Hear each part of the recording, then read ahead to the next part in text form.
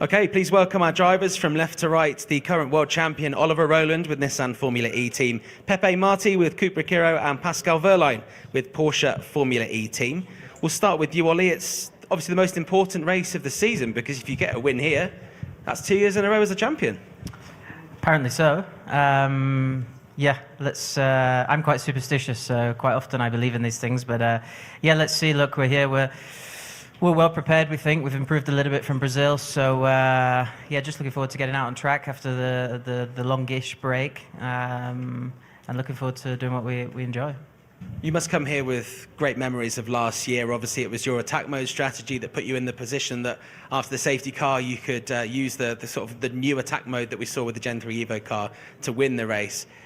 Porsche very strong, though. You were fighting it out with them throughout the race. Are you still expecting to have that same challenge from the same drivers? Well, I think so. I think if you look at Porsche's performance here over the last three, even in Gen 2, the performance here has always been really strong. So we know that they're kind of the benchmark here, but I think at the same time last year we did a pretty solid job.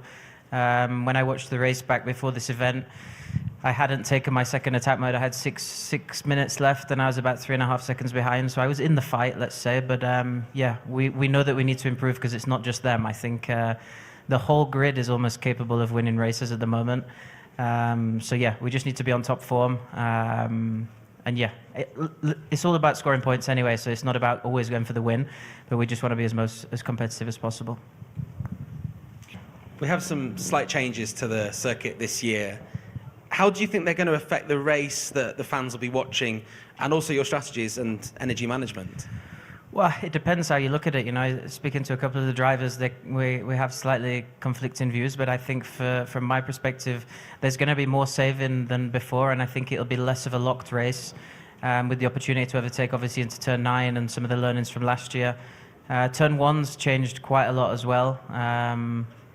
Especially from the track walk, it looks significantly tighter than last year, so it'll change a little bit the deployment strategy, but I expect the race to be a little bit more saving in the beginning and a little bit more mixing of positions for the first half of the race, which I think is what we needed on this track, to be honest. The races historically were quite difficult to pass, and yeah, I think it'd be a positive.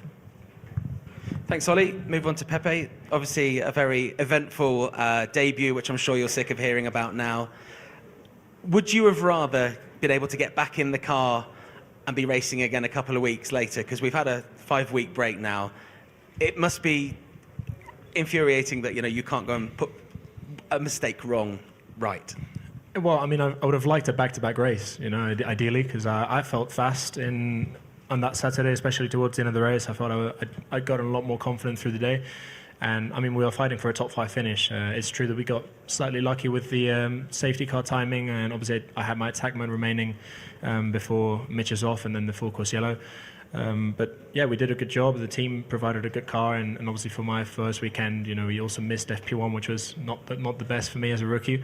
And nonetheless, we had a good performance until the crash. So I was quite happy with everything, the way it went, apart from obviously the incident itself. On that note, the fans here in Mexico love motorsport, they love Formula E, they specifically love Spanish-speaking drivers, so you have a kind of instant connection, I imagine, with a lot of the fans here. What's your experience of the fans been like so far? Yeah, I mean, obviously we don't have that many people, I think, on Thursdays and Fridays here at the track, but nonetheless, to race at a Spanish-speaking country is always great. It's always really cool. And I've been here before as well in Mexico, so it's a country that I like. I love the food, and obviously the people they live and speak very similar to what we are in Spain. So yeah, it's great to be here, and it's a great opportunity to be racing here in front of so many Mexican fans. En Spanish, sí, es una oportunidad única, ¿no? Poder correr aquí en México. Obviamente es un país hispanohablante, compartimos muchas tradiciones, religiones, muchas cosas, digamos, muy similares, ¿no? Entre España y México, y he venido aquí antes. La verdad que es un país que me encanta. Creo que la gente es de lo más, no me sé la palabra en español, no me sale, pero welcoming del mundo, y obviamente pues poder correr aquí delante de tantos fans mexicanos es una oportunidad única y estoy muy contento de estar aquí. Perfect, thank you very much. We'll move on to Pascal. And Pascal, we're still reacting actually to some news that's only broken recently of the sad passing of Hans Hermann, who the special livery that you're running on the car this weekend is in tribute to, and his achievements in motorsport and his significance to Porsche. It must be tough news to hear, especially this weekend. Yeah, we are all incredibly sad about the news of Hans Hermann passing away. He's a legend of the sport, a legend for the team, for the brand Porsche, and obviously we're all racing this weekend for him and for his family. You've obviously got the measure of this track before with a couple of wins. What does this track demand of you as a driver? What do you need to make sure you're getting right to put together that perfect lap? A fast car, I think. Tick. Yeah, I've been asked that question many times, why we're so quick here or in the past. For sure, it's never a guarantee. Like Oli said, everyone is catching up and has done their homework. We've seen that already last season. You know, for sure we will be in the fight for the front positions. We are fighting for that. We will be fighting hard. But yeah, it's never a guarantee that just because we had a successful history here that will repeat this year. So we still need to do the job, and we are focusing on that. And do you share Oli's superstition about winning here and winning the championship? No, not really. I mean, even if I wouldn't win here, I would still try to win the championship. Just checking.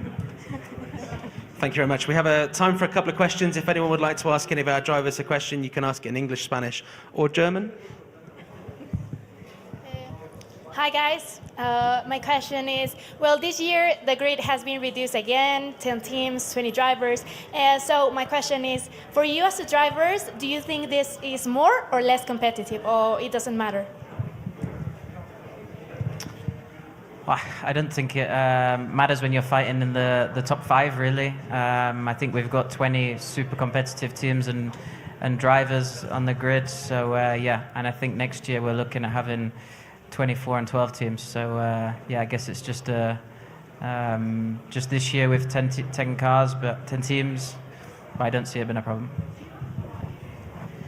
Yeah, well, from my side, I mean, any other, well, just to take F1 for a reference, there's 20 cars there, so I don't think it should be anything negative towards this competition at all. And as Oli was saying, I mean, there's, you know, the 18 or 20 drivers, sorry, I mean, all capable of winning races. We've seen last year that multiple drivers can win, and multiple teams, and obviously the first winner of this year was a customer team. So yeah, anyone can win a race.